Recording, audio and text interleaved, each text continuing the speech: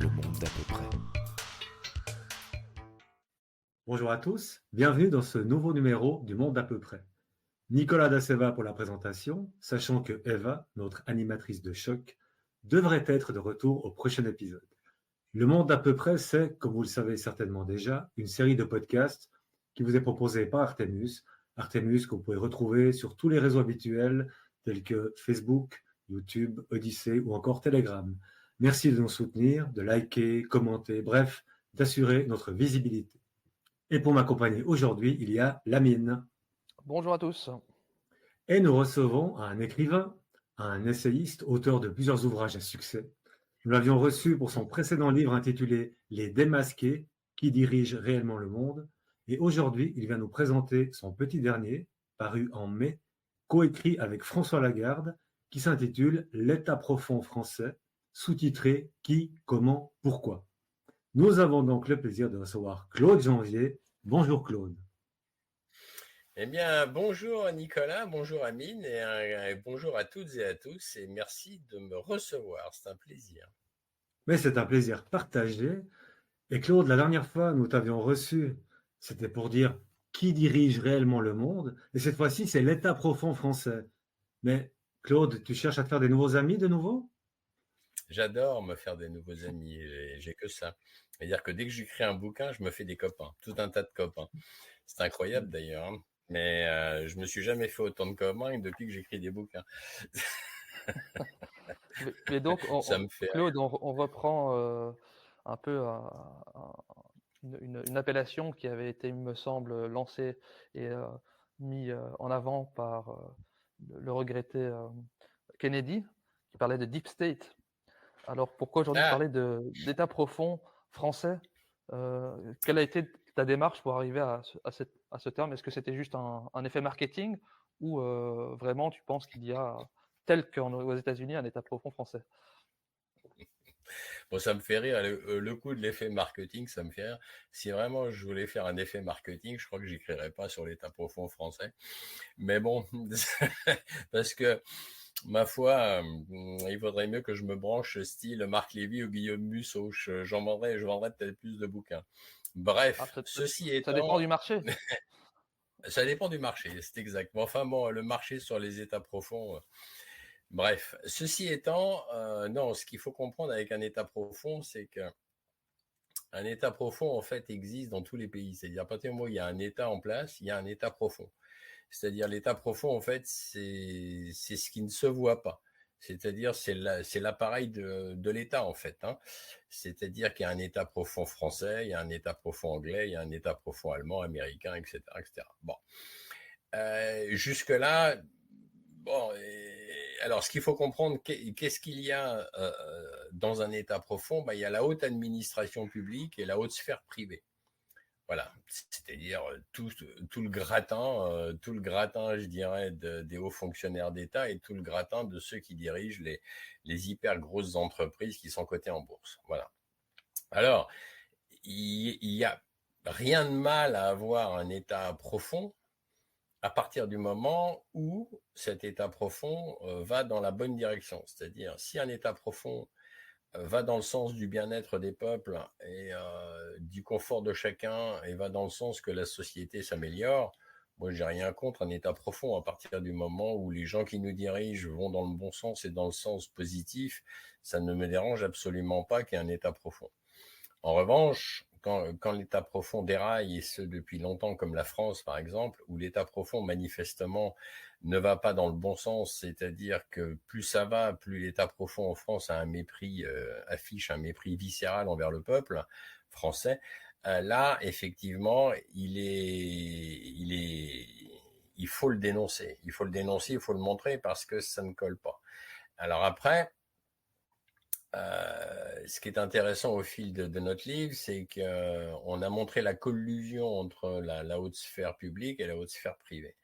Ce qui ne devrait pas être non plus, puisqu'à partir du moment où il y a une haute administration publique, ils n'ont absolument, normalement, aucune collusion à voir avec la haute sphère privée. Donc c'est un petit monde qui peu importe le président ou les ministres, hein, d'ailleurs. Hein. C'est-à-dire que président, ministre, eux, c'est ce que je pourrais appeler des contrats à durée déterminée. C'est-à-dire qu'ils occupent un poste et puis un beau jour, ils ne l'occupent plus. En revanche, la haute administration publique et en général la haute sphère privée, ils sont là pour longtemps. C'est-à-dire qu'eux, ils font pas juste un quinquennat. Ils sont là pour longtemps, ils sont là depuis longtemps, jusqu'au moment où ils ont l'âge de partir en retraite. Donc c'est ça, c'est ce point clé qu'il faut comprendre. On peut dire que l'État profond, c'est l'État profond qui dirige réellement les choses, puisqu'ils sont là pour plus longtemps que l'État visible, et que l'État visible, on prend l'exemple de la France, est assez néfaste pour son peuple, on a des preuves tous les jours pratiquement. Donc en fait, ils suivent l'État profond, les directives. Parce que pour expliquer bien aux gens ce que c'est qu'un État profond, c'est un État avec des gens dont on n'a pas forcément entendu parler, qui donnent les instructions et qui dirigent l'affaire en réalité. C'est ça l'État profond. C'est ça. C'est ça. C'est-à-dire que là, on l'a vu, pendant plus de 40 jours, on n'a pas eu de Premier ministre en France. Donc on avait un gouvernement démissionnaire. Hein. Et en fait, il n'y avait pas de nouvelles lois qui pouvaient être votées. Mais en revanche, tout ce qui était affaires courantes était quand même fait et tout ce qui était promulgation des lois qui avaient été votées précédemment se fait. En réalité, la haute sphère de l'État continue à fonctionner. Donc, ce qui veut pas dire qu'on pourrait se passer d'un président et des ministres. Hein, je n'ai pas dit ça, mais c'est une bonne preuve. Et je crois que la Belgique, d'ailleurs, pendant un moment, il n'y a pas eu de gouvernement pendant plus d'1 an. Et 500, en fait, c'est 541 jours, hein, je crois. Voilà, donc 541 jours, ça commence à être pas mal, c'est quasiment 1 an et demi. Donc, ce qui veut dire que pendant un an et demi, l'État profond belge, puisqu'il y en a un aussi en Belgique, a continué à faire fonctionner les choses. Alors, je ne dis pas que c'est bien, hein, attention, il ne faut pas me faire dire ce que je n'ai pas dit, je ne dis pas que c'est bien, je dis simplement qu'effectivement, le haut appareil de l'État continue à faire marcher la boutique, à faire tourner la boutique, comme on dit. Quoi. Alors là où ça devient gênant, c'est quand ça ne profite qu'à quelques-uns et que ça ne profite pas au peuple. On en revient à ce que je disais précédemment. Et là, c'est là où ça ne colle pas. Par exemple, là, il faut donner quelques exemples parce que sinon, effectivement, je crois que ceux qui nous écoutent ne vont pas tout à fait comprendre. Par exemple, je vais donner un cas précis de collusion et de l'État profond. Les autoroutes en France, c'était national. Et c'était des autoroutes d'État.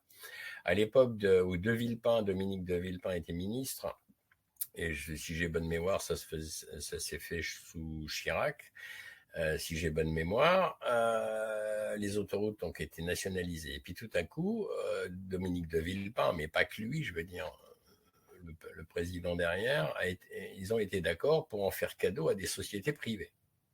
Donc, déjà, pourquoi faire cadeau d'une manne d'argent qui arrivait dans les caisses de l'État pour en faire cadeau à des sociétés privées? C'est-à-dire que depuis cette époque, les sociétés routières appartiennent à des géants privés comme Vinci, comme les autoroutes du Rhin-Rhône, etc., etc. Bon. Donc déjà, ça c'est la première question. Mais la question qui fâche, derrière aussi, la deuxième question qui fâche, c'est que ces pauvres sociétés privées autoroutières qui empochent quand même des milliards et des milliards d'euros de bénéfices, tout d'un coup se sont dit, depuis le début, on n'a pas suffisamment d'argent pour financer des travaux. Donc déjà, avec tout l'argent qu'ils empochent, déjà ça paraît complètement surréaliste. Et qu'est-ce qu'ils ont fait par 3 fois? Ils ont demandé à l'État français un plan de relance. Plan de relance qui, à chaque fois, pendant 3 fois, a été accordé. Dont le dernier en date, il n'est pas si vieux que ça, le dernier plan de relance pour les sociétés autoroutières, s'est fait sous le gouvernement de Madame Elisabeth Borne. Donc, ce qui veut dire qu'une pauvre société autoroutière privée, tout d'un coup se dit moi j'ai pas assez d'argent pour financer des travaux, donc je demande à l'État. Et les plans de relance sont accordés. Est-ce que Claude, est-ce qu'il y a une contrepartie ou l'État ne demande même pas de contrepartie sous ces plans de relance? Il n'y a pas de contrepartie. La contrepartie, c'est les arrangements entre amis. C'est les arrangements entre amis. En revanche, ces plans de relance, évidemment, si c'est l'État, c'est financé par quoi? Par l'argent de nos impôts, bien évidemment. Bien sûr. Donc, Parce que moi, je sais pas, j'ai été auto-entrepreneur toute ma vie quasiment. Ça me serait pas venu à l'idée de demander à l'État un plan de relance si jamais il n'y arrivait pas. Je veux dire, l'État m'aurait rayonné, m'aurait dit vous êtes gentil, vous débrouillez-vous. Vous êtes en faillite, c'est votre problème, c'est pas le mien. Là, ça passe crème.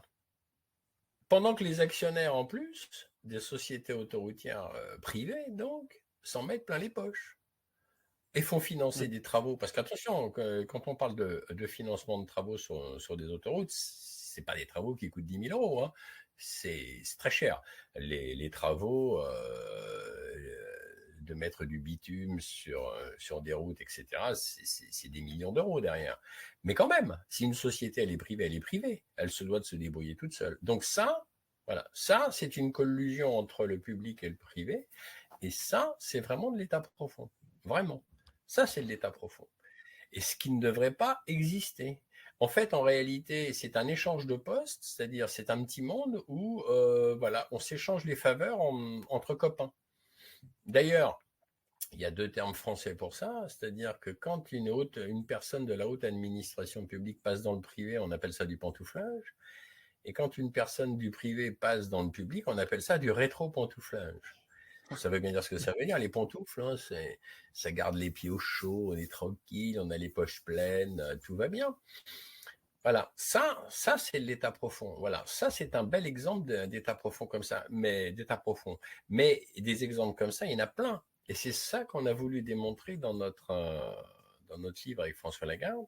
On s'est dit, mais il est temps quand même de montrer un peu la face cachée de l'État français, c'est-à-dire cet État profond qui va dans le sens de plus de destruction du pays. Parce que depuis Emmanuel Macron, ça a pris un tour de clé, hein, c'est-à-dire que privatisation à tout va, par exemple, autre exemple, Office national des eaux et forêts, l'ONF, n'existe quasiment plus, c'est-à-dire que les forêts n'ont jamais été aussi mal entretenues en France. C'est vendu à l'encan à des sociétés privées qui font des coupes sauvages. Sauvages, quand je dis sauvages, ils laissent même pas un arbre, hein, ils font des coupes et il y a plus rien qui pousse. Privatisation quasiment de nos barrages hydroélectriques. Nos industries en France ont été bradées au profit de l'oncle Sam. C'est un détricotage complet donc de notre État, donc et de notre économie et de notre industrie. Mais la vraie question, c'est quel est le but en fait de l'état profond? Parce que si on se met à la place du citoyen lambda, disons positif et bienveillant, qui croit aux belles choses, on a l'impression qu'un état même profond est censé faire prospérer le pays, le développer de manière positive. Et là, c'est tout le contraire. Où c'est qu'ils veulent en venir, ces gens-là qui font partie de l'état profond? Quel est leur but, leur idéal pour créer tout ce problème en fait? Leur but et leur idéal, c'est déjà, il faut comprendre le formatage. C'est-à-dire que malheureusement, le formatage et le lavage de cerveau des gens et de la majorité de la population, y compris de nos élites et de nos politiques, se fait par un matraquage incessant de la part des médias mainstream qui sont aux ordres. Ensuite, ce qu'il faut comprendre, c'est que les politiciens jouant en France, par exemple, sont tous passés depuis 2004 par le programme du Global Young Leaders, le fameux programme qu'a mis au point Klaus Schwab, qui est le fondateur de Davos. Donc c'est du formatage. Ce qu'il faut comprendre, c'est déjà, c'est que les politiques, depuis 2 décennies, c'est de plus en plus du formatage. Et on est dans un cercle vicieux en France, parce qu'on continue donc à donner les clés de notre pays aux Américains. Et quand je dis aux Américains, je dis à l'oligarchie financière mondiale internationale, c'est-à-dire via Bruxelles, je pense que tout le monde le sait, je pense que Bruxelles, ma foi, obéit au doigt et à l'œil aux USA, donc, et on a en la personne en plus de sa présidente illégitime qui vient de se faire réélire, qui s'appelle Ursula von der Leyen. Donc en fait, on continue à donner les clés de notre pays et de nos pays en Europe, parce que c'est pas que le cas de la France, je veux dire, aux Américains. Et pendant ce temps-là, la majorité c'est du pillage, mais les pilleurs se contentent de mettre des gens donc à la tête des pays et donnent leurs ordres en disant voilà où vous exécutez nos ordres et vous continuez à profiter des largesses et des postes que vous occupez et du confort, ou alors vous allez vous faire voir ailleurs parce que nous de toute façon on continue. En fait c'est ça qui se passe. Alors ce qu'il faut comprendre aussi, c'est qu'Emmanuel Macron a balayé un peu la vieille garde, je dirais, des hauts fonctionnaires d'État, c'est-à-dire qu'il les a balayés un peu pour y mettre des jeunes loups et des jeunes loups venant c'est si vrai que, par exemple, voilà, Emmanuel Macron était un parfait inconnu donc avant 2017, puisqu'il était ministre de l'économie et des finances sous François Hollande. Donc bon, je veux dire, c'est un ministre pas plus connu que ça du grand public. Bon, on savait juste qu'il avait passé plus d'un an à travailler chez Rothschild, comme par hasard. Mais bon, à part ça, je dis comme par hasard parce que je fais une petite aparté vite fait, parce qu'en 73, à l'époque où Pompidou était président de la République, il y a quand même eu cette fameuse loi dite de Rothschild en 73 qui a été votée en France et qui, en fait, pour faire simple au niveau de l'explication, qui en fait, avant cette loi, l'État français pouvait emprunter à la Banque de France quasiment à un taux zéro. Et après la promulgation de cette loi, l'État français a continué à emprunter à la Banque de France à des taux de plus en plus élevés. Ce qui veut dire que ça a été le début de la fin. Et comme par hasard, Pompidou avait fait un stage chez Rothschild. Je passe. Donc Pompidou 73 Rothschild, Macron c'est Rothschild. Bref, avant 2017. Mais bref, comment Emmanuel Macron s'est fait élire? En fait, il s'est fait élire parce qu'il avait à l'époque, quand il était ministre, un ami qui s'appelle Sylvain Faure, ce monsieur est un monsieur qui s'occupait de sa communication. Et en fait, il y a eu une entente entre les réseaux français, ça je vais y revenir un peu plus tard, pour propulser Emmanuel Macron à la tête de l'État. Et Sylvain Faure, à l'époque, avait créé une agence de communication qui s'appelle Still & Holt, agence de communication privée, d'accord, avec beaucoup d'argent, beaucoup de moyens. Hein. Et c'est cette agence de communication privée qui a obtenu à Emmanuel Macron, pour se faire élire, plus de 8000 articles de presse écrite à l'époque, avant les élections de 2017, 8000 articles, plus de 8000 articles de presse écrite, sans compter les interviews télé, sans compter les interviews radio. Donc, Emmanuel Macron est passé du stade d'inconnu du grand public au stade de président de la République. Mais grâce à une agence de communication privée. C'est intéressant. Donc, ça mérite d'être souligné. Et ça montre bien, en fait, la collusion publique-privée. C'est-à-dire que si aujourd'hui une agence de communication privée veut faire élire quelqu'un, ils mettront les moyens financiers. Ça ne va pas être, la personne va pas être propulsée par un parti politique parce que de toute façon Emmanuel Macron n'avait pas de parti politique puisqu'il a fondé à l'époque son propre parti. Parce que ce que vous dites en fait, enfin ce que tu dis, pardon, on s'est tutoyé, on va garder le tutoiement puisqu'on se connaît. Vas-y.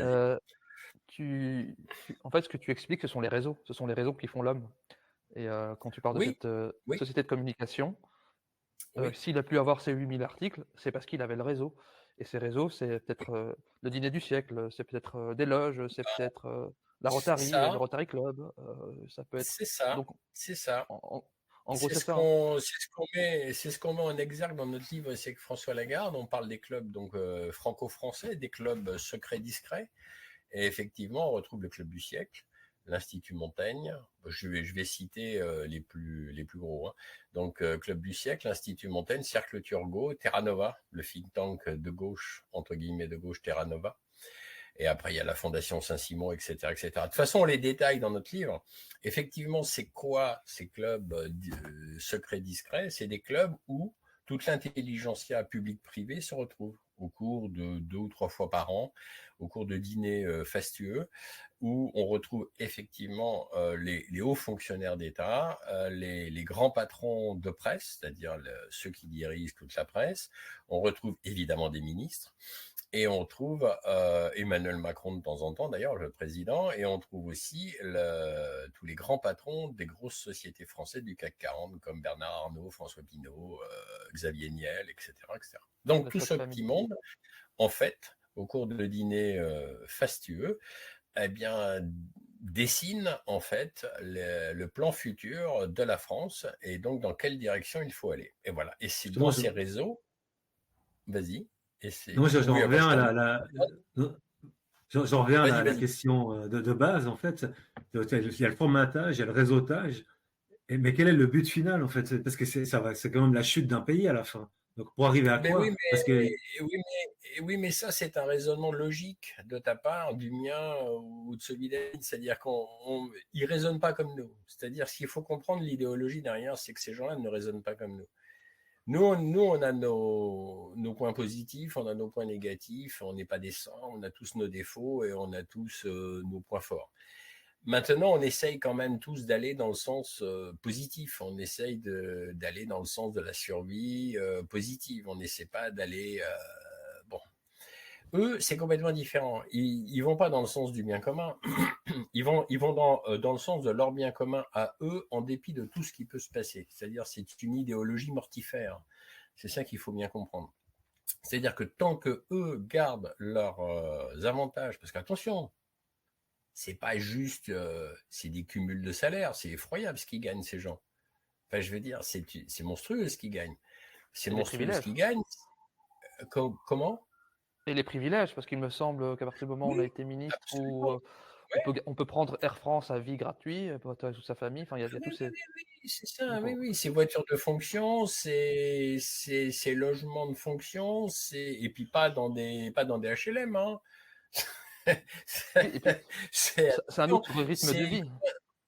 ah C'est ben, c'est les restos tous les jours, c'est des c'est un grands rythme de restaurants. vie qu'on ne s'imagine même pas. Ils se lèvent pas le matin en se demandant, en se disant, tiens, je vais aller faire mes courses, je vais aller chez Aldi ou chez Leclerc aller faire mes courses. Pas du tout.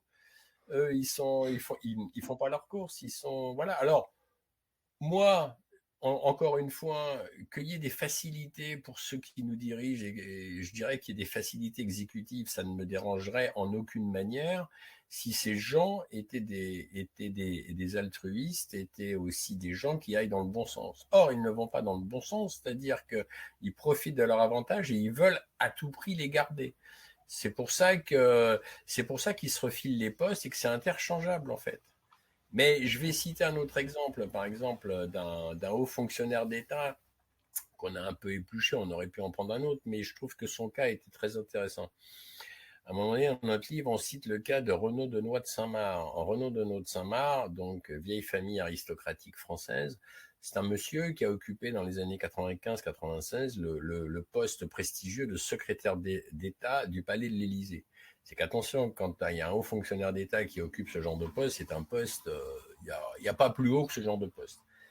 Donc, ce monsieur occupe le poste de secrétaire général de l'Élysée. Mais ce qui est intéressant de noter, c'est qu'avec des dates qui se chevauchent, donc ce monsieur, concomitamment, se retrouvait président du CEA. CEA en France, c'est le commissariat de l'énergie atomique. Se retrouvait aussi président de l'Académie des sciences politiques. Se retrouvait président de la Fédération de chasse en France, qui est un énorme lobby. Il ne faut pas croire, hein, la Fédération des chasseurs en France, c'est un énorme lobby qui pèse lourd. Et s'est retrouvé aussi pendant 3 ans président du club du siècle. Ah bah tiens, le fameux club dont je parlais, un des fameux clubs dont je parlais précédemment. Mais ce monsieur, au cours de sa longue carrière, puisque maintenant il est toujours en vie, mais il est évidemment plus en poste, puisqu'il doit avoir plus de 80 ans passés, a occupé plus d'une vingtaine de postes. Alors, quelquefois, pas simultanément, mais quelquefois, simultanément avec des dates qui se chevauchent. Et là, la question qu'il faut se poser, alors je ne fais pas une insulte à son intelligence, à ses qualités intellectuelles, à ses diplômes, je pense que c'est un monsieur très intelligent, ça c'est clair. Mais là où ça nous pose question, c'est comment un monsieur aussi brillant soit-il a pu occuper une vingtaine de postes et les diriger convenablement. C'est impossible. C'est-à-dire que même si on est brillant, on peut arriver à diriger peut-être son poste, oui, ça c'est clair. On peut peut-être diriger un deuxième poste ou un troisième poste, mais en diriger 20 efficacement, c'est pas possible. Donc ce qui veut dire que quelque part, c'est là où ça colle pas. C'est-à-dire que normalement, il aurait dû occuper un poste, 2 postes, maxi 3 postes. Point. Le reste aurait pu être confié à d'autres gens. Mais le reste n'a pas été confié, des postes qu'il a occupés n'a pas été confié à d'autres gens.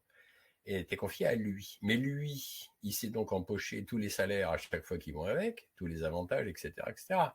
Donc ça ne colle pas. Ça ne colle pas parce que on ne peut pas occuper une vingtaine de postes et les diriger avec efficacité. Donc automatiquement, ce sont les gens qui sont en dessous, qui travaillent dans ces secteurs, qui dirigent.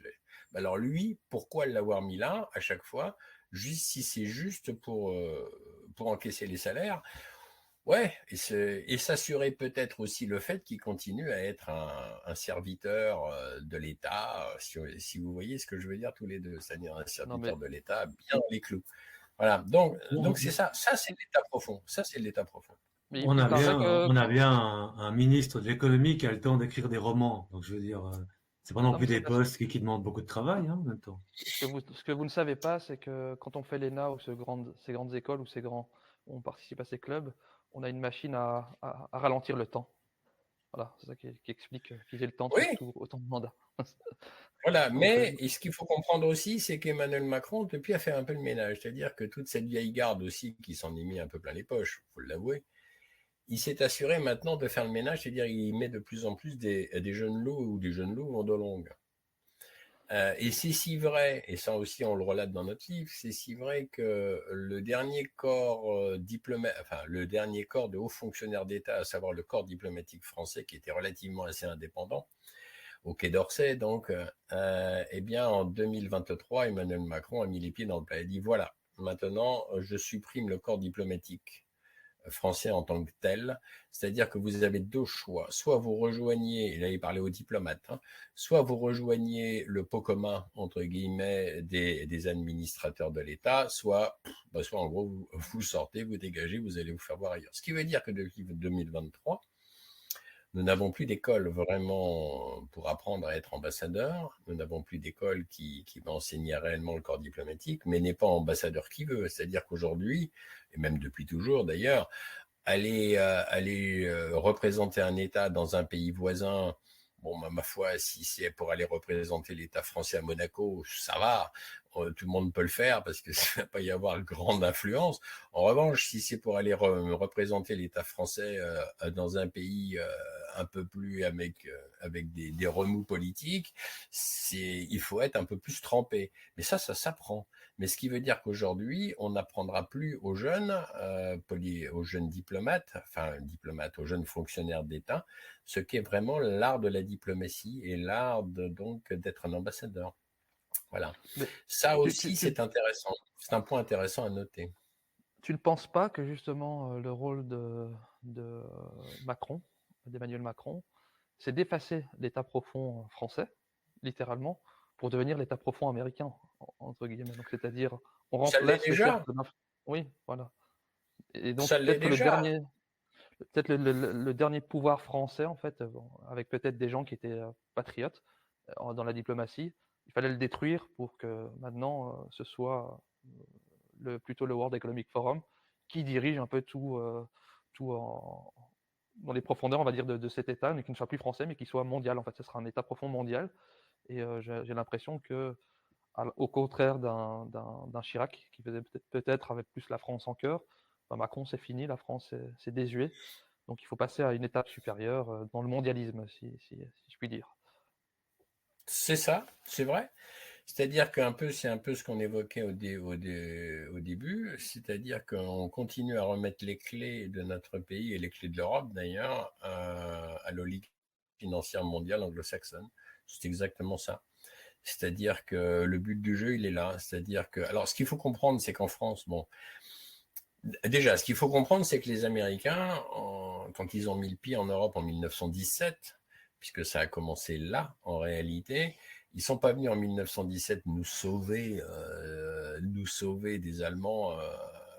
Ça, c'est la légende urbaine, parce qu'en 1917, les Français et les Anglais étaient sur le point de gagner, et parce que la guerre s'enlisait et que les Allemands n'en pouvaient plus. Nous non plus, on n'en pouvait plus, mais les Allemands n'en pouvaient plus. Donc, de toute façon, avec ou sans les Amerlocs, on aurait gagné la guerre de 14-18.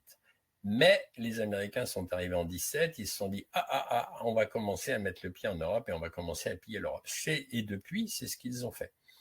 C'est ce qu'ils ont fait. D'ailleurs, 1917 correspond à la révolution bolchevique, d'ailleurs, financée aussi par l'oligarchie mondiale anglo-saxonne, et correspond effectivement à l'arrivée des Américains en Europe, et notamment en France, mais bien évidemment dans tous les pays voisins.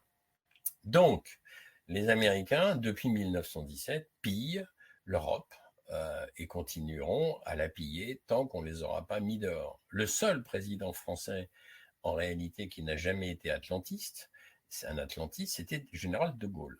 Après de Gaulle, tous les présidents français ont été des atlantistes. De Georges Pompidou en arrivant jusqu'à Emmanuel Macron, tous ont été des atlantistes sans exception, y compris François Mitterrand qui se réclamait socialiste, qui était aussi socialiste que moi je suis de droite ou de gauche, je veux dire. Donc tous ont été des atlantistes. Donc tous ont été au service de l'oncle Sam. Alors il y a eu évidemment des présidents qui ont osé à un moment donné contredire les US. Là, je fais référence à Chirac, par exemple, à Jacques Chirac, qui à l'époque de la destruction de l'Irak a dit non, nous on n'y va pas. Et donc la France n'a pas participé à ce carnage. Mais en réalité, ce qu'il faut comprendre, c'est qu'effectivement, depuis le général de Gaulle, il y a l'invasion américaine. Et c'est si vrai d'ailleurs que, là je parlais de 1917, mais en 39-45, ce qui est moins connu du grand public, et ce qui va figurer d'ailleurs dans notre prochain livre avec Jean-Louis Zambert, je profite de faire une page de petite pub vite fait, en janvier 2025. Déjà un prochain livre, mais tu n'arrêtes pas, Claude. Il est déjà fait. Il est déjà fait. Il sortira en janvier et il s'appelle L'Abandon français, coécrit avec mon ami Jean-Louis Zambert sur la perte de la francophonie, la perte de la culture française, la perte de l'économie française, de l'industrie, enfin de son rayonnement culturel, et justement l'invasion de l'impérium US. Je referme la parenthèse, mais ça m'amène aussi à 39-45, et ça va figurer dans ce livre-là. C'est que ce que peu de gens savent, c'est qu'en 1940, quand le maréchal Pétain donc était à la tête de la France avec le gouvernement de Vichy, les États-Unis avaient secrètement pris contact avec le maréchal pour instaurer, parce qu'ils savaient très bien, les Américains, et tout le monde le savait, qu'à un moment donné, il y aurait la fin de la guerre et que de toute façon, les Allemands n'allaient pas de la guerre.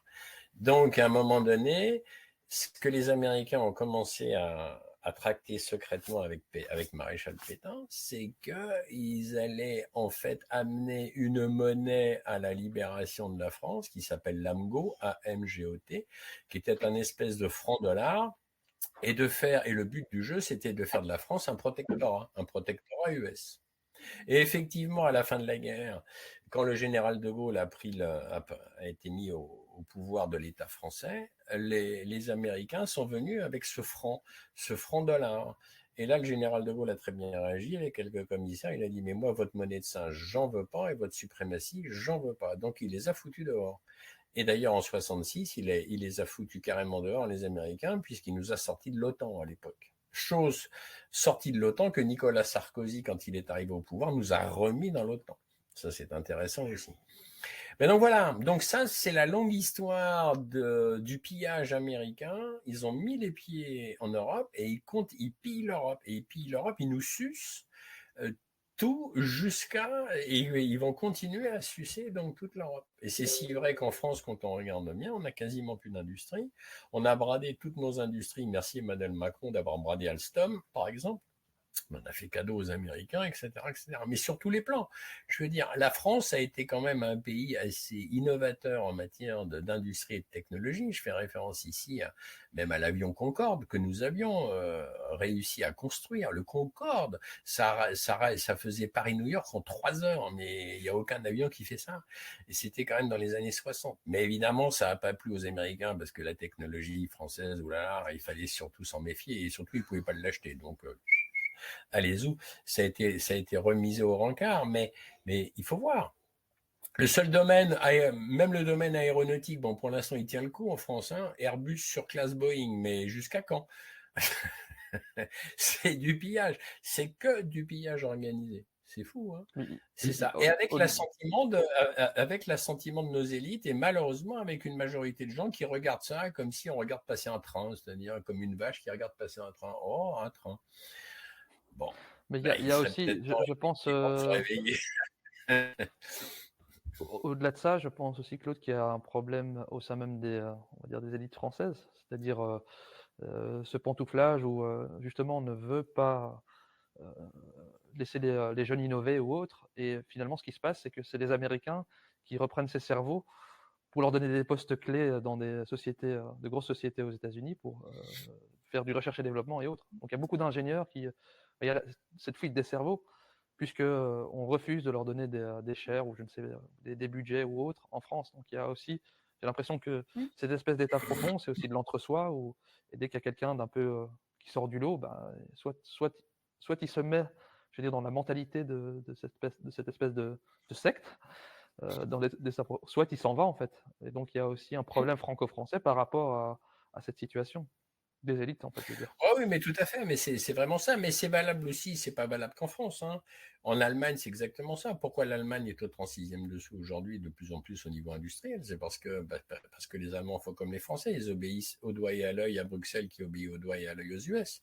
Je veux dire, les Allemands la crise en Allemagne aujourd'hui, elle est grave. Hein.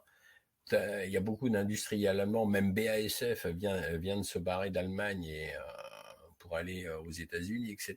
Parce que les Allemands, en refusant le gaz russe, le pétrole russe, ils se tirent une balle dans le pied. Tout ça pour obéir aux Américains. Mais c'est voulu aussi. Oui, Sauf qu'effectivement, c'est de la grande destruction. C'est de la grande destruction parce qu'en fait, l'Europe doit être pillée. Et d'ailleurs, le plan sous-jacent, c'est que l'Europe, c'est presque le cas d'ailleurs, devienne un État fédéral. C'est-à-dire, l'Europe est en train de devenir de plus en plus un État fédéral européen, où tous les pays, finalement, vont être une espèce de fondu, où de plus en plus, on parlera un globish, c'est-à-dire de la Bretagne jusqu'à la Pologne, on parlera un espèce de globish anglo-franco, je sais pas quoi, et qu'on continuera à obéir à l'oncle Sam au doigt et à l'œil, parce que c'est plus facile en réalité de diriger un État fédéral. Je parle d'une oligarchie financière mondiale, là. Plus facile de diriger un État fédéral que de diriger une multitude de pays qui ont chacun un État et qui semblent être un peu anarchiques, puisque chacun fait ce qu'il veut au niveau de et à ses propres lois. Donc c'est ça le but du jeu. Et Emmanuel Macron se verrait bien d'ailleurs, une fois qu'il en aura terminé avec la présidence française, il aimerait bien effectivement tout d'un coup être propulsé à la tête de Bruxelles en remplacement un peu plus tard d'Ursula von der Leyen. Et il se pose déjà en chef de guerre incontesté en Europe contre la Fédération de Russie, donc il aimerait bien après effectivement continuer à pilonner l'Europe en étant aux commandes du Parlement européen. Ce qui est intéressant dans le livre, c'est que vous citez, quand je dis vous, c'est toi et ton collègue, qui est très discret d'ailleurs. Ce François Lagarde est un garçon discret, c'est toi qui te mets toujours en avant, on le voit pas beaucoup, lui. Il n'a pas envie de parler en public, j'imagine, je ne sais pas. Voilà, c'est pas un homme public, donc c'est pas un homme public, donc c'est son choix. Très bien. Donc, je veux dire, ce qui est intéressant, c'est que vous faites parce que quand on parle d'état profond, on pense justement, normalement, avec des gens qu'on ne connaît pas ou très peu, et qui sont à la manœuvre. Et là, vous faites vraiment le CV description de beaucoup de gens que le grand public ne connaît pas, mais qui sont très, très actifs. Et c'est une caricature, mais c'est systématique. C'est-à-dire que les gens qui dirigent vraiment, on ne sait pas qui c'est. Et ça ressort réellement quand on a tous cette liste de noms qui ont des responsabilités vraiment importantes dans le fonctionnement de la machine française, voire au-delà. Oui, c'est ça. Ben, effectivement, il y a que ceux qui s'intéressent vraiment au rouage qui connaissent ces noms. Moi, c'est vrai que tous les noms qu'on cite un peu dans notre bouquin, que ce soit du Claude Bébéar, de Castries, Marc-André de la Carrière, etc. Ben, moi, c'est des noms que, quand on s'intéresse un peu à la haute sphère publique et privée, c'est des noms qu'on connaît. Maintenant, une majorité de gens, je vais leur parler demain de Marc-André de la Charrière ou de la Carrière, je sais jamais si ça se prononce chat ou cas, mais enfin, peu importe. Beaucoup de gens vont me regarder. Quoi? Vous avez qui?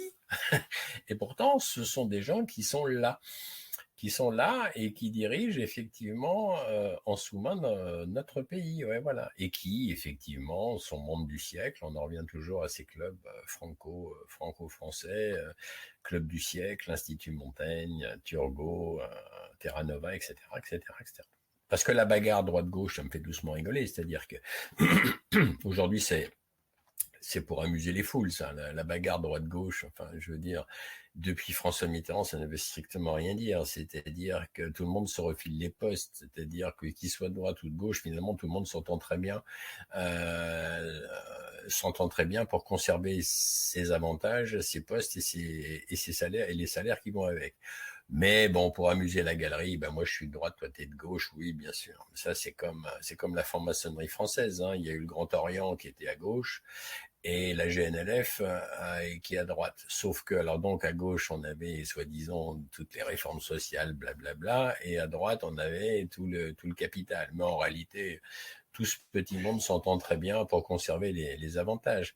C'est bien, ça amuse, c'est bien pour amuser à la galerie, quoi. Mais malheureusement, il y a beaucoup de gens qui se laissent encore avoir par ce genre de façade, ce genre de vernis social. C'est-à-dire qu'en vernis social, là, on le voit bien, hein, ils se tirent dessus. Ah ben mon Dieu, le gouvernement Barnier, ouais, quelle horreur, des mecs de droite, ouais, il n'y a pas de mecs de gauche, ouais, bon, tu vois, C'est du spectacle. c'est vraiment de la muse, c'est vraiment de la bouffonnerie, quoi. C'est ça, c'est théâtre de Guignol, quoi. C'est du théâtre de Guignol, quoi. Et En réalité, si on Barnier, revient, aux États-Unis, bon là, au moment où on enregistre l'émission, là on est fin septembre, on se méfie parce que ça change très très vite, il y a des événements qui se passent très très vite, comme le gouvernement français d'ailleurs. Si on revient aux États-Unis, c'est quoi quelle est ta vision, voire ton pronostic sur les élections qui arrivent, sur l'avenir des États-Unis, donc du monde en même temps, hein, indirectement ou ça, directement. Et comment tu vois ça, toi? c'est une bonne Et ses question, Nicolas. répercussions sur l'Europe, hein. Ses répercussions sur l'Europe, parce Oui, que c'est oui, Bien important. sûr, hein. bien sûr. Bah, de toute façon, c'est un peu le nœud du problème, c'est-à-dire que on vit dans une époque malheureusement charnière, c'est-à-dire on est sur le fil de rasoir. C'est soit on bascule du côté, là je parle de l'Europe, soit on continue à basculer dans le monde unipolaire, puisqu'on est dedans, hein, le monde unipolaire voulu par les USA, donc par l'Europe, par le Qatar, par Israël et par le Japon et par les anciens pays du Commonwealth comme l'Australie, Nouvelle-Zélande, soit on s'achemine vers une victoire du monde multipolaire, c'est-à-dire Russie, Chine, Inde, Iran, enfin les BRICS, quoi, Brésil, etc., etc. Parce qu'en fait, la guerre aujourd'hui, la guerre réelle, c'est est-ce que l'hégémonie du dieu, entre guillemets, dollar, va continuer, ou est-ce que l'hégémonie du dieu dollar va s'étendre au profit d'autres monnaies comme le yuan, par exemple la monnaie chinoise, au profit effectivement des BRICS, quoi. Alors, l'enjeu, il est là. C'est-à-dire qui va gagner. Alors, effectivement, jusqu'ici, les Américains et les Anglo-Saxons ont gagné. Ils gagnent depuis, je dirais, depuis 1880, puisqu'il y a l'hégémonie anglo-saxonne qui s'est accélérée depuis les années 1880. Je fais référence ici un peu au pillage anglo-saxon de la planète, parce que c'est ça, parce que dans les anglo-saxons, il n'y a pas que les Américains et les Anglais aussi. Mais parce que quand on regarde bien, le pillage anglo-saxon à travers le monde depuis 1880, ça a quand même généré 500 millions de morts. Ouais, au bas mot, hein.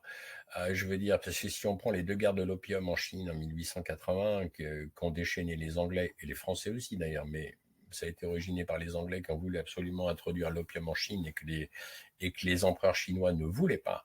Donc il y a eu 2 guerres de l'opium qui ont déjà généré 120 millions de morts. Merci les Anglais. Ensuite, il y a eu la colonisation de l'Inde par les Anglais.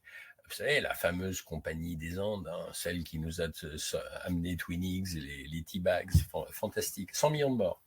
100 millions de morts pour nous avoir amené des sachets de thé. C'est pas mal non plus, hein. Et ensuite, on a toutes les guerres incessantes US-anglaises à travers du monde, c'est-à-dire les 2 bombes atomiques d'Hiroshima inutiles, enfin au Japon inutiles, les guerres de Corée, du Vietnam, l'Afghanistan, l'Irak, la Syrie, la Libye, enfin, je veux dire, infernal. Bref, les Philippines, les Guatemala, sans compter tous les coups fourrés, les déstabilisations d'État.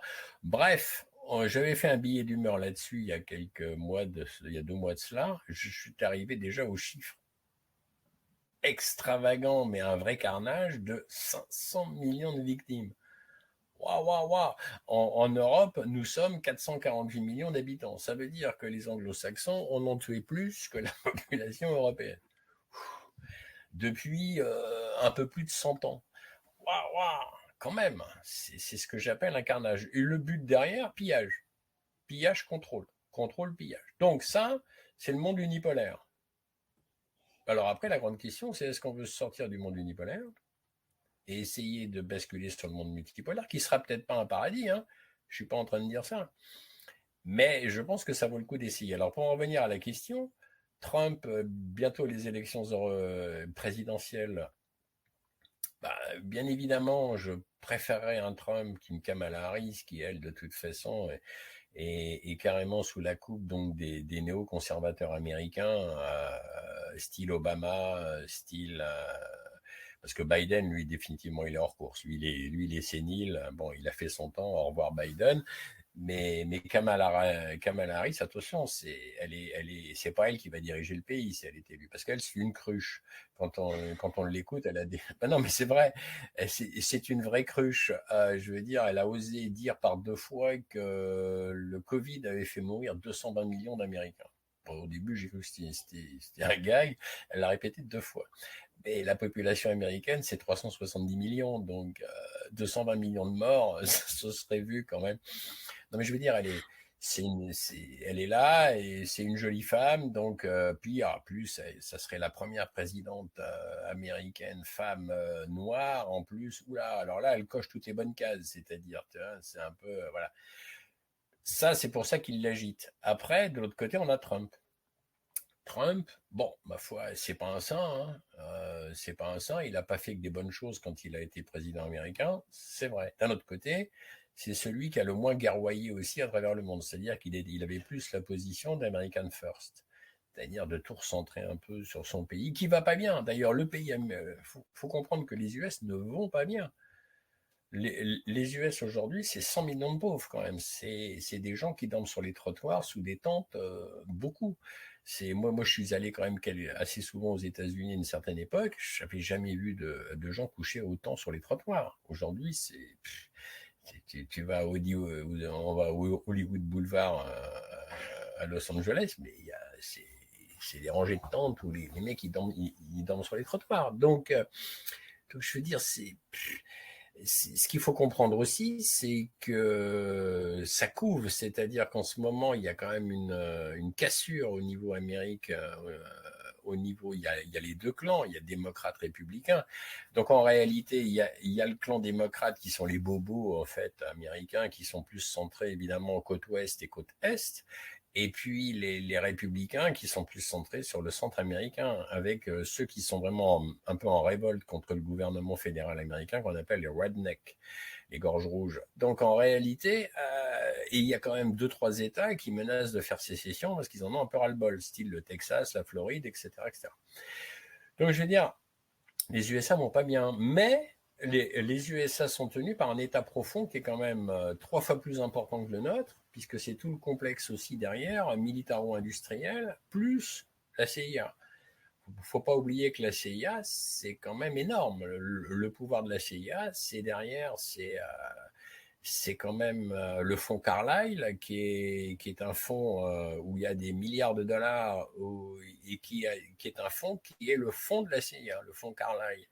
Et la CIA finance, grâce au fonds Carlyle, tout, c'est-à-dire les recherches en biotechnologie, les recherches en nanotechnologie, les recherches en épidémiologie, les recherches en armes climatiques, etc., etc.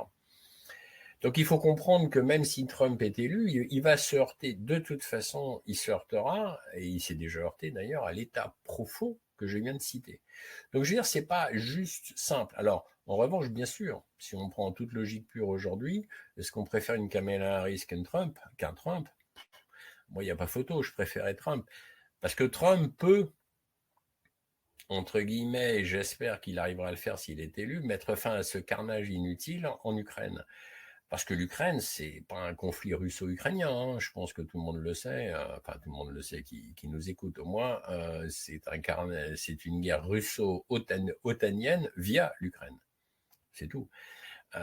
Tout ça pour l'hégémonie, effectivement, la conservation de l'hégémonie du dieu dollar. Parce qu'en fait, le rêve secret des anglo-saxons, et ça depuis toujours, ça a toujours été d'envahir la Russie, de la dépecer, déjà de la morceler en plusieurs États, parce que c'est toujours pareil, c'est plus facile à contrôler. Quand on met plusieurs petits États, c'est toujours plus facile à contrôler et de la piller.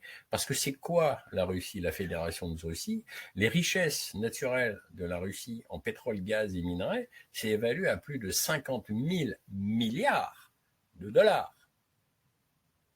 50 000 milliards de dollars. Les richesses estimées de la Fédération de Russie. Donc évidemment, quand on a des pilleurs en face, ben ils en rêvent. Ils se lèvent le matin avec l'idée de piller les 50 000 milliards et ils se couchent le soir avec la même idée. En gros, c'est ça. C'est ça le plan. C'est ça le plan machiavélique derrière. Et heureusement que le président Poutine, il est ce qu'il est, mais heureusement que lui, il a dit c'est hors de question. Mais c'est ça l'enjeu aujourd'hui. Et malheureusement, l'enjeu aujourd'hui, c'est que pendant ce temps-là, il y a des gens qui meurent, que ce soit du côté ukrainien ou russe d'ailleurs, peu importe. Il y a des gens qui meurent aussi à Gaza tous les jours. Tout ça parce que l'idéologie de Benjamin Netanyahou, de toute façon, est la même que l'idéologie mortifère donc de l'oligarchie financière mondiale anglo-saxonne, c'est-à-dire du pillage, la colonisation et du pillage. C'est la même idéologie derrière. Hein. Il faut pas se leurrer. Hein. Le carnage qu'il y a à Gaza, c'est une idéologie mortifère et c'est aussi pour mettre la main sur les richesses. Parce que ce qu'il faut quand même pas oublier, c'est qu'au large de Gaza, donc dans les eaux territoriales de Gaza, il y a une réserve quand même de pétrole et de gaz estimée offshore, donc là, mais très près des côtes, à 500 billions de dollars. Oh, bah tiens, comme par hasard. Intéressant, non mais je veux dire, Non, bien moi sûr, je ramène, il faut toujours essayer de ramener tout ça un peu à qui ça profite et pourquoi. En réalité, et d'ailleurs Israël a commencé à construire le port, c'est-à-dire de la bande de Gaza maintenant, de toute façon les pauvres Gazaouis ont fui beaucoup vers le sud, le nord est quasiment, il n'y a plus personne, et ils ont fait un couloir et ils commencent à construire le port, là, qui va aller exploiter les richesses pétrolières au large des côtes gazaouis. 500 billions de dollars. Bagatelle. mais pour en revenir à ce que tu disais, donc soit on rentre dans un monde unipolaire, ou soit un multipolaire, mais l'impression que on n'aura pas le choix, nous, en tant qu'Européens. C'est-à-dire que l'Européen a tout à y perdre, que ce soit l'un ou l'autre. On va vivre je crois, une période de chaos, parce qu'il va falloir se réajuster. Que je pense que si Trump passe, on va suicider comment dire, étrangler l'Europe pour essayer de renaître de cet étranglement à travers notamment peut-être toutes les grosses industries qui viendraient s'installer aux États-Unis pour essayer de relancer cette économie. Tu as dit toi-même que cette économie va très mal parce qu'ils sont endettés au possible. Seulement, les liquidités en dollars sont encore il reste quand même encore l'aura du dollar. Et nous, on est vraiment entre ces deux mondes, c'est-à-dire que peu importe ce qui arrivera, celui qui prendra le plus cher, ce sera l'Europe. Est-ce que tu ne penses pas aussi qu'on va, de toute manière, oui, c'est vrai. avoir des temps durs? De toute façon, c'est ce qui est en train de se passer. Quand on regarde en Europe, ce qui est en train de se passer, c'est qui morfle aujourd'hui beaucoup, aussi, c'est l'Europe. Bien évidemment, en France, on en est à 20% d'inflation quand même dans l'alimentation, hein, aujourd'hui. Hein. On va faire ses courses dans un supermarché. Moi, je le vois, les prix. Hein. On a eu plus de 15% de hausse dans l'énergie. On a, les impôts qui augmentent à tout va. Enfin, je veux dire, et il y a de moins en moins de travail en France. On en est, de toute façon, c'est d'une évidence. Mais c'est ça qui est dramatique. C'est que comme on est tous gouvernés, je parle en Europe ici, par des gens qui sont inféodés donc au pillage américain, on ne s'en sort pas. C'est-à-dire que là, il faudrait qu'effectivement, il y ait un coup de balai de tous nos politiques et qu'on puisse effectivement retrouver notre souveraineté. Alors là, je reparle de la France, mais je pourrais très bien parler aussi des autres pays européens, qu'on retrouve notre souveraineté et qu'on donne un coup de pied un peu à l'envahisseur américain et qu'on aille leur dire allez vous faire voir ailleurs. Mais malheureusement, pour l'instant, on est pieds et poings liés parce que nos dirigeants sont complètement à la botte de l'oncle Sam, quoi, et du shérif, entre guillemets, américain. Il est là le problème. Et bien sûr, malheureusement, en ce moment, on est vraiment sur le fil du rasoir. C'est-à-dire qu'en plus, on a des va-t-en-guerre qui dirigent nos pays. Hein. C'est-à-dire que tous, ils alimentent le fait de vouloir continuer à faire cette guerre insensée à la Fédération de Russie. Et j'en entends pas un parler de paix. C'est-à-dire qu'aujourd'hui, tous, ils sont on parle de guerre, de guerre, de guerre et de guerre et on fournit des milliards et des milliards et des milliards à l'Ukraine. Entre parenthèses, d'ailleurs, ça aussi, ça figure dans notre bouquin. Quand les Français s'imaginent même pas, mais une partie de leurs impôts va financer la guerre en Ukraine, même s'ils le savent pas. C'est-à-dire que quand Emmanuel Macron dit voilà, je donne 30 milliards à l'Ukraine, ce qu'il faut comprendre, c'est que 20 milliards restent sur le sol français et font tourner le complexe militaro-industriel français. C'est pareil pour les États-Unis. Hein. Quand les États-Unis disent on donne 100 milliards à l'Ukraine, en réalité, il y a 90 milliards de dollars qui restent sur le sol américain qui font fonctionner à plein régime les usines d'armement. Après, il y a 10 milliards qui part dans les poches de Zelensky et de son gouvernement félon, et avec ça, il s'achète effectivement des voitures de luxe et autres. Mais bon, c'est ça qu'il faut comprendre. Donc, une partie de nos impôts, de toute façon, vont financer des guerres où une majorité de Français, d'ailleurs, ne sont peut-être pas forcément d'accord. Mais donc voilà comment ça marche. On en revient toujours aussi à cette espèce à qui ça profite. C'est toujours pareil parce que pour l'instant, ces guerres insensées font tourner effectivement à fond les complexes, les usines d'armement. Et qui est actionnaire des usines d'armement? Je vous le donne en mille à tous les deux. Eh bien, on retrouve les géants américains, c'est-à-dire style BlackRock, Vanguard, etc., etc. Style aussi, comme Vanguard et BlackRock sont actionnaires de toutes nos grosses sociétés du CAC 40, ils sont aussi actionnaires de nos usines d'armement. C'est intéressant. Il faut quand même pas oublier que la France, ma foi, elle a gagné la médaille d'argent, et ça, et on ferait mieux de pas en être fier d'ailleurs, et j'en suis pas fier d'ailleurs, mais ça, j'y peux rien, moi. C'est-à-dire qu'on est les deuxièmes fournisseurs de vente d'armes au monde, juste derrière les États-Unis d'Amérique. C'est intéressant quand même. Tout à fait. C'est intéressant. Tout à fait. Les deuxièmes vendeurs d'armes. Hein. La question plus sur la France, justement, dans le futur, comment tu vois, toi, l'avenir de ton pays, dans le sens où c'est vraiment n'importe quoi au niveau gouvernemental, ça change tout le temps, ça tient pas, ça part dans tous les sens. Est-ce qu'il va y avoir ce soulèvement, cette bascule, ce grand changement? Est-ce qu'il va se passer quelque chose, selon toi, ou est-ce qu'on va rester dans cette espèce de flou qui va se faire entraîner peut-être dans ce monde unipolaire, et puis ça va être condamné dans tous les cas? Est-ce qu'il va pas y avoir un sursaut à un moment? Pour l'instant, le sursaut ne pourra venir que si une majorité de gens tout d'un coup comprennent qu'il faut peut-être arrêter. Mais malheureusement, pour qu'une majorité de gens comprennent, il faut qu'il y ait un peu le syndrome, je dirais, du frigo vide. Pour l'instant, le syndrome du frigo vide, il y a des Français qui l'ont, hein, attention. Mais ces Français-là qui ont le syndrome du frigo vide, on les entend pas. On les entend pas parce qu'ils sont un peu trop occupés à essayer de survivre. En revanche, ceux qui détiennent le pays, il y a encore beaucoup d'argent en France. Donc, de toute façon, pour l'instant, il y a toute une catégorie de gens qui ne vont pas aller dans le sens de remettre tout ça en cause. Comment je vois l'avenir, s'il n'y a pas un coup de balai originé par des mouvements souverainistes, mais malheureusement, les mouvements souverainistes, pour l'instant, ne sont pas élus ni à l'Assemblée ni ailleurs. Pour l'instant, je le vois pas bien. Hein. Je le vois pas bien, sauf si un jour, effectivement, il y a vraiment un crash énorme économique, ce que je ne souhaite pas, parce que sinon, alors là, attention, ça va devenir difficile. Mais et aussi, ce qu'il faudrait plutôt, c'est qu'aussi qu'il y ait une majorité de gens qui tout d'un coup ouvrent un peu les yeux et se disent bon, est-ce qu'on veut un futur un peu dystopique pour nos enfants et petits-enfants, ou est-ce que voilà quoi, c'est toujours la même histoire quoi, parce que c'est ça qui nous attend un peu. C'est un peu, s'il y a rien qui est remis en droit chemin, c'est un futur un peu dystopique, hein, malheureusement. Alors après, ça peut être un changement d'air aussi, hein. On rentre dans une nouvelle ère, bon, ma foi, mais nouvelle ère qui pour l'instant ne me plaît pas, avec la destruction de nos valeurs familiales, culturelles, etc., etc. Quoi. Voilà, donc après, le choix, il est entre la main des gens hein, aussi. Hein. Nous, je pense que nous, vous, d'autres, on essaye de tirer les sonnettes d'alarme et de dire, bon, écoutez, faudrait peut-être arrêter de gober tout ce qu'on vous dit et il faudrait peut-être commencer à regarder un peu les faits. Parce que moi, j'aime bien, c'est regarder les faits. je suis pas quelqu'un d'opinion, je suis quelqu'un où j'ai mes opinions, mais je veux dire, moi, ce que j'essaye de pousser, c'est les faits. C'est-à-dire, faut regarder les faits.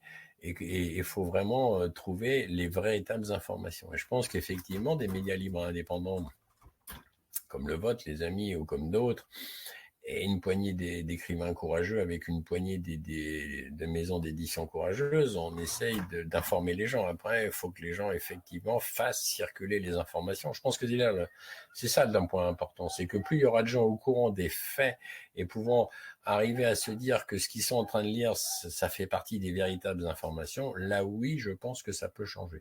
Après tout peut changer. Enfin, je veux dire, le futur n'est pas écrit. Je veux dire, rien n'est écrit. Tout peut basculer à tout moment. Mais dans le bon sens comme dans le mauvais sens. Alors, je préférais que ça bascule dans le bon sens. Effectivement. Ça me paraît une très bonne conclusion que rien n'est écrit. Il faut se rappeler de ça, c'est important. Parce que Rien n'est écrit. faut pas croire que c'est forcément dramatique ou absolument négatif ce qui peut arriver. Le pire n'est jamais sûr, n'oublions pas ça. Voilà, c'est ça. En fait, voilà, moi je reste optimiste. Je me dis que bon, on peut y arriver. Tout peut changer. Après tout, rien n'est inéluctable. C'est vrai. Tout à fait. Donc on rappelle donc le livre, ton dernier livre qui s'appelle donc L'État profond français, qui, comment, pourquoi, qui est paru chez K Édition et qu'on peut retrouver chez notre partenaire libraire Maupassant à Jette. D'ailleurs, je pense qu'on peut aussi rappeler aux gens qui nous suivent, aux auditeurs, qu'il est toujours bien d'aller chez des libraires indépendants et de ne pas commander son livre sur Internet ou dans les grandes chaînes. C'est toujours important quand même. Voilà. Donc, vous pouvez le trouver chez vos Exact. partenaires, chez Maupassant. Et vous pouvez retrouver également Claude Janvier et Eric Montana sur TVADP. Et Claude Janvier, tous les vendredis, c'est ça ton émission, hein? En direct tous les Tous les vendredis. vendredis et quelquefois le samedi aussi en co-animation avec Eric Montana. Très bien. Et on attend donc le prochain livre qui s'appelle L'Abandon français, c'est ça? Aux Et qui est éditions Jean-Cyril prévu. Godefroy, édition Jean-Cyril Godefroy et qui paraîtra janvier 2025. J'ai pas encore la date précise. D'accord. Si on est encore là en janvier 2025, si tout va bien, tu repasseras nous voir pour en parler avec plaisir. Absolument, absolument. Bien, eh bien, nous remercions tous les gens qui nous ont suivis. Nous vous remercions de nous soutenir, de nous écrire et de faire que nous puissions continuer à exister. Et nous nous retrouvons bientôt pour un nouvel épisode du Monde d'à peu près.